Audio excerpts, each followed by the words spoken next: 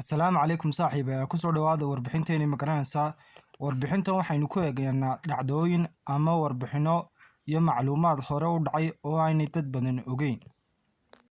Ma ogtahay in shirkadda Pepsi ay lahayd ciidanka lixaad ee ugu awoodda badan, waxayna tani dhacday markii uu ganacsi dhex maray wax soo saarkii shirkadda iyo hubkii ugu dambeeyay ee dilaaga ahaa ee Midowgii Sofiyeeti.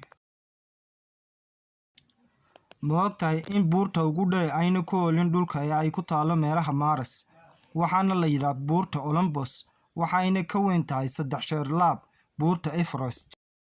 Ma ogtahay in qofkii soo saaray jalaatada amba ice creamka uu ahaa ilmo yar oo 11 sano jir ah, waxayna tani u dhacday si kadis ah. Ma ogtahay in dagaalkii ugu gaabnaa taariikhda uu socday ku dhawaad 38 daqiiqo uuna u dhaxeeyay dalalka Ingiriiska iyo Zanzibar sanadkii 1896, waxaanu ahaa kadib markii ay si daba joog ah u duqeeyeen maraakiibta dagaalka ee Ingiriiska oo ku sugnaa qasriga Suldaan Khalid bin Burqash, kaas oo si degdeg ah u baxsaday markii la qarxiyay. Ma ogtahay in meesha ugu qalalan adduunka aysan ku oolin Afrika sida ay dadka badankiisu aaminsan yihiin, balse ay ku taalo Makamuddo Valley oo aan roob helin ku dhawaad 2 milyan oo sano.